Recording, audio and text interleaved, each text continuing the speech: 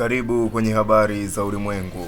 Rais wa Marekani Donald Trump amesema kuwa mabadiliko ya utawala nchini Iran yatakuwa jambo zuri kwa ustawi wa eneo la Mashariki ya Kati na usalama wa kimataifa. Kauli hiyo imetolewa wakati mvutano kati ya Washington na Tehran ukiendelea kuongezeka kufuatia masuala ya nyuklia, makombora na ushawishi wa kikanda. Katika hotuba yake, Trump alieleza kuwa iwapo uongozi wa sasa wa Iran utaendelea na sera zake, hali ya taharuki itaongezeka. Alisisitiza kuwa Marekani haitakubali vitisho dhidi ya washirika wake wa karibu, hususani Israeli, pamoja na hatari ya maslahi ya Marekani katika ukanda huo. Kauli ya rais huyo imeibua mjadala mkubwa kimataifa, hasa kwa sababu inagusa moja kwa moja suala la regime change, dhana ambayo imekuwa nyeti katika historia ya siasa za kimataifa. Wachambuzi wa masuala ya diplomasia wanaona kuwa matamko ya aina hii huongeza shinikizo la kisiasa na kijeshi, hata kama hakuna tangazo rasmi la kuingilia moja kwa moja utawala wa taifa husika. Kwa miaka kadhaa, Marekani imekuwa ikiweka vikwazo vikali vya kiuchumi dhidi ya Iran, ikilenga sekta ya mafuta, benki na taasisi za kijeshi. Vikwazo hivyo vimeathiri uchumi wa Iran kwa kiwango kikubwa,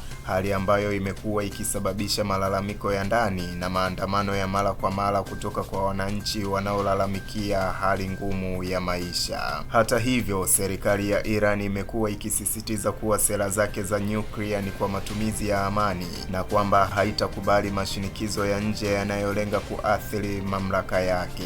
Viongozi wa Tehran wamekuwa wakieleza kuwa kauli za Washington ni sehemu ya mkakati wa muda mrefu wa kujaribu kubadilisha uongozi wao kupitia shinikizo la kiuchumi na kisiasa. Katika mazingira hayo, kauli ya Trump imeongeza taharuki katika masoko ya kimataifa, hasa katika sekta ya nishati. Bei ya mafuta imeonyesha mabadiliko kufuatia hofu ya uwezekano wa mzozo wa kijeshi au kuvurugika kwa usafirishaji wa mafuta katika Ghuba ya Uajemi, eneo ambalo ni muhimu kwa usambazaji wa nishati duniani.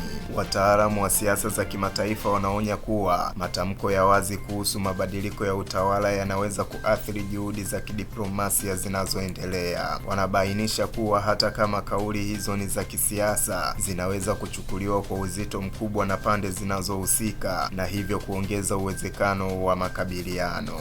Aidha, kauli hiyo imepokelewa kwa tahadhari na baadhi ya washirika wa Marekani barani Ulaya ambao wamependekeza suluhisho la mazungumzo badala ya msimamo wa kijeshi. Nchi hizo zinaamini kuwa diplomasia na makubaliano ya kimataifa ndiyo njia bora ya udhibiti mpango wa nyuklia wa Iran na kuzuia kuenea kwa silaha za maangamizi. Kwa upande wa ndani ya Marekani, kauli ya Trump imegawanya maoni. Wapo wanaounga mkono msimamo mkali wakisema ni njia pekee ya kuilazimisha Iran kubadilika, huku wengine wakihofia kuwa kauli hizo zinaweza kuiingiza Marekani katika mgogoro mpya wa muda mrefu na Mashariki ya Kati. Kwa sasa dunia inaendelea kufuatilia kwa karibu mienendo ya Washington na Tehran. Kauli ya rais wa Marekani imeweka wazi kuwa suala la Iran linasalia kuwa moja ya ajenda kuu katika siasa za kimataifa, na mwelekeo wake unaweza kuathiri si tu ukanda wa Mashariki ya Kati, bali pia usalama na uchumi wa dunia kwa ujumla. Mimi ni